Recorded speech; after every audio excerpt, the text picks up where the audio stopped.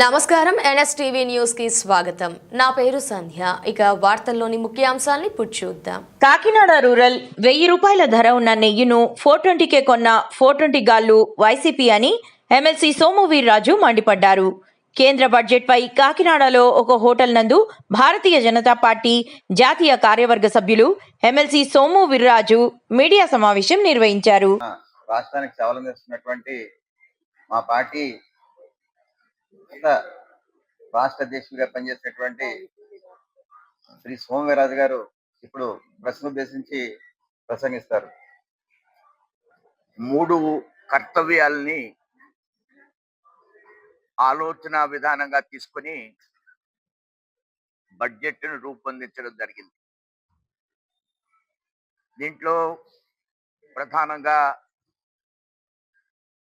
రైతాంగం విషయంలో కానీ, విద్య విషయంలో కానీ, ఆరోగ్య విషయంలో కానీ, టూరిజం విషయంలో కానీ, ఆయుర్వేదం అంశాల్లో కానీ, నేచర్ క్యూర్ విషయంలో కానీ అనేక అంశాల్లో కొన్ని ప్రత్యేకమైనటువంటి అంశాల్ని ఇందులో పొందుపరచడం జరిగింది. ప్రధానంగా ఎంప్లాయ్మెంట్ జనరేషన్కి సంబంధించి ఎంఎస్ఎంఈలకి ఆర్థికంగా 10,000 కోట్ల రూపాయలు ప్రత్యేకమైన విధానాలను రూపకల్పన చేశారు.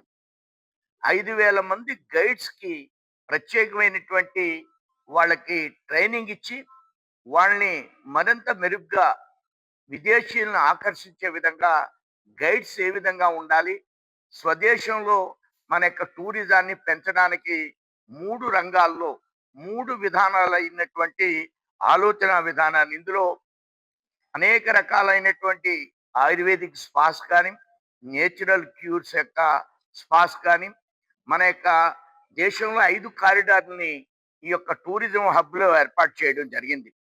అలానే ఖాదీ హ్యాండ్లూమ్స్ డెవలప్మెంట్ 5 విధానాలు, 5 విధానాల్లో ఈ ఖాదీ క్లస్టర్స్ని అభివృద్ధి చేయాలి.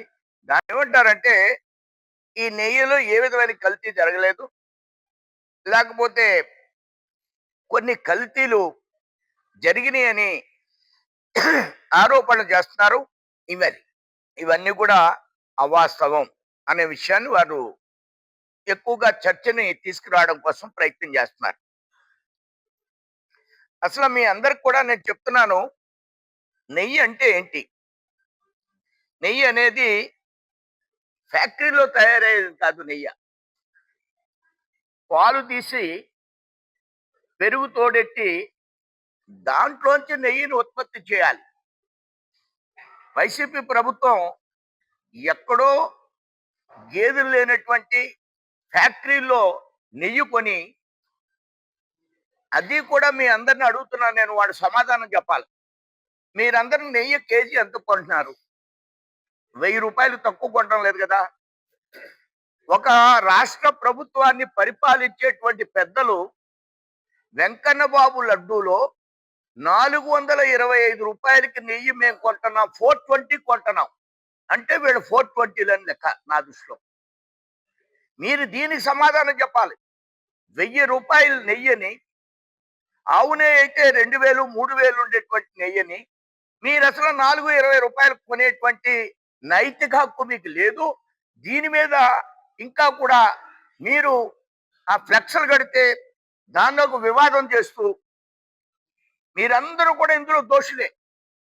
ఈవేళ వెంకన్న బాబు యొక్క లడ్డూకి తయారు చేసేటువంటి నెయ్యిని 420 కొన్న 420 మీద మీకు ఎవ్వరు సమాధానం చెప్పవలసిన అవసరం లేదు. మీకు 11 సీట్లు ఇచ్చారు ప్రజలు, వాళ్ళు మీకు సమాధానం చెప్పారు ప్రజలు. ఇంకా దీని మీద మేము అది కలపలేదు ఇది కలపలేదు అవి మేము చెప్పలేము.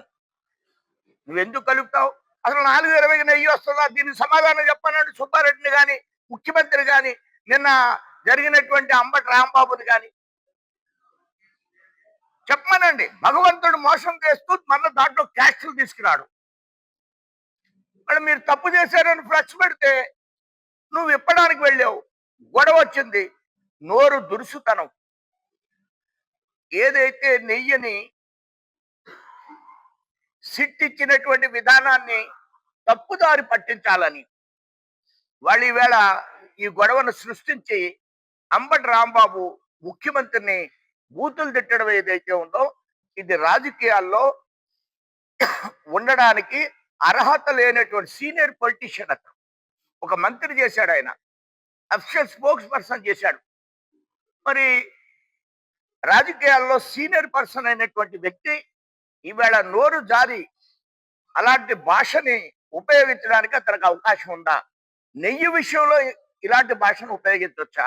ఆ ఫ్లెక్స్ ఇప్పమని చెప్పడానికి ఈవేళ అనేక రాష్ట్రాల్లో జగన్మోహన్ రెడ్డి వస్తే ఫ్లెక్స్లు కడతారు. ఇప్పవలసింది ఎవరైతే వాళ్ళు ఇప్పుతారు. నేనే ఇప్పుతా, మున్సిపాలిటీ ఇప్పాలి. గొడవను రైజ్ చేసింది మీరు. దీన్ని తప్పుదారి పట్టించాలి అనేటువంటి ఆలోచనతో దీన్ని మీరు క్రియేట్ చేసి టీవీలో ఎక్కువ సమయం మీరు వచ్చేటట్టుగా అరెస్ట్ అయితే 4 రోజులు ఉంటాడు. ఇప్పుడు ఏం పోయింది? మీ ముఖ్యమంత్రి చాలా కాలం ఉన్నాడు జైల్లో. నువ్వు 10 రోజులు ఉంటా, నేను వెళ్తా జైలుకని మళ్ళీ దాన్ని క్యాస్ట్ అంటే ఎలాగా?